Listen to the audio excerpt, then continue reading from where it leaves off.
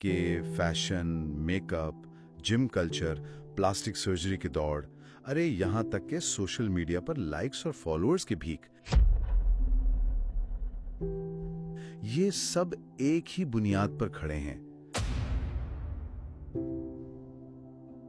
کہ اصل قدر و قیمت ظاہری چیزوں میں نہیں ہے، نہ مہنگے کپڑوں میں، نہ جدید ترین فون میں، نہ سرجری سے بدلے ہوئے نقوش میں۔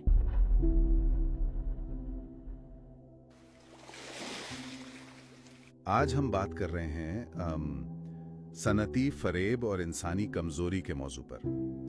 جو ذرائع ہمارے سامنے ہیں ان کی روشنی میں ہم ذرا کھوج لگائیں گے کہ کیسے آج کے دور میں انسان کی کمزوری کو ایک آپ کہیں منافع بخش کاروبار کی بنیاد بنا دیا گیا ہے۔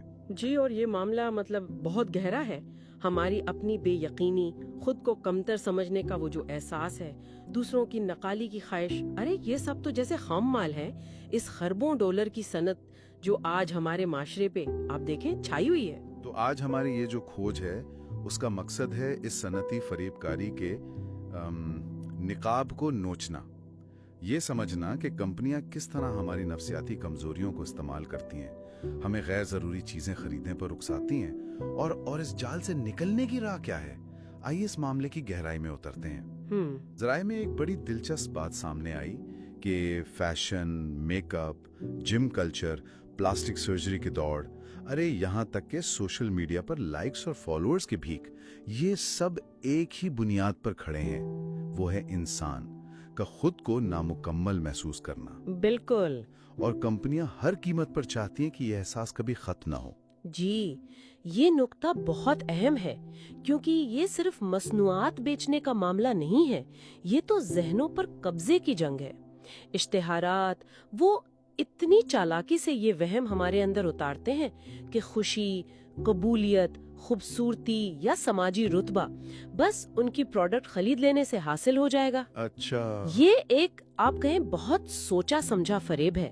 جب ہم اس جھانسے میں آتے ہیں تو صنعت تو دن دگنی رات چوگنی ترقی کرتی ہے، لیکن فرد وہ اندر سے کھوکھلا ہوتا چلا جاتا ہے۔ اور اس کا سب سے زیادہ شکار، جیسا کہ ذرائع اشارہ کرتے ہیں، وہ نوجوان نسل ہو رہی ہے۔ سوشل میڈیا پر دوسروں کی فلٹر شدہ بظاہر بہترین زندگیاں دیکھ کر ان میں شدید احساس کمتری پیدا ہوتا ہے۔ یہ جاننا ضروری ہے کہ یہ احساس کمتری بھی بڑی حد تک انہی کمپنیوں کا پیدا کردہ ماحول ہے جس کی فلم میں ہم سب انجانے میں کردار نبھا رہے ہیں۔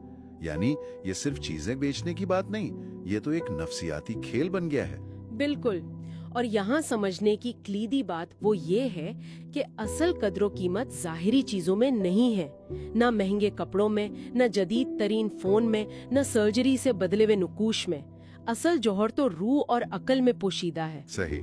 جب انسان اپنی اس اندرونی طاقت، اپنی خودی کو پہچان لیتا ہے تو یہ خربوں ڈالر کی انڈسٹریاں یہ سب بے معنی ہو جاتی ہیں۔ ان کا تو پورا کاروبار ہی اسی احساس پر کھڑا ہے کہ تم کافی نہیں ہو۔ خود شناسی، یہی اصل آزادی ہے۔ ایک ذریعے میں بہت خوبصورتی سے کہا گیا کہ مسئلہ تب شروع ہوتا ہے جب ہم خود کو مارکیٹنگ کمپنیوں کی نظر سے دیکھنے لگتے ہیں۔ ضرورت اس بات کی ہے کہ ہم خود کو اس نظر سے دیکھیں جسے خالق نے ہمیں دیکھا ہے، یعنی مکمل، باوقار اور اپنی ذات میں منفرد۔ یہ سوچ ہی انسان کو کتنا طاقتور بنا دیتی ہے۔ اصل حقیقت کو پا لیتا ہے وہ پھر اس سب سے بڑی صنعت یعنی دوسروں کی رائے اور مارکیٹ کے رجحانات کی غلامی سے نکل جاتا ہے۔ وہ حقیقی معنوں میں آزاد انسان بن جاتا ہے۔ وہ اس چکر سے، اس دوڑ سے باہر آ جاتا ہے جس میں معاشرہ آپ دیکھیں تو اندھا دھند بھاگ رہا ہے۔ تو آج کی گفتگو کا خلاصہ وہ یہی ہے کہ ہماری حقیقی قدر و قیمت ہمارے اندر ہے، باہر کی دنیا میں نہیں۔ اس حقیقت کا شعور ہی ہمیں اس صنعتی استحصال سے بچا سکتا ہے جو ہماری کمزوری پر پھلتا ہے۔ باہر کی چکا چوند وہ بس ایک سراب ہے۔ اور جاتے جاتے ایک سوچ چھوڑے جا رہی ہوں، اگر یہ سارا صنعتی فریب اس بنیاد پر کھڑا ہے کہ ہم نامکمل ہیں، تو وہ پہلا حقیقی قدم کیا ہو سکتا ہے جو آج کوئی بھی شخص اپنی فطری کاملیت کو محسوس کرنے کے لیے اٹھا سکتا ہے؟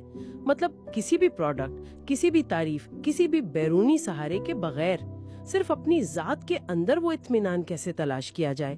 ذرا سوچنے کی بات ہے۔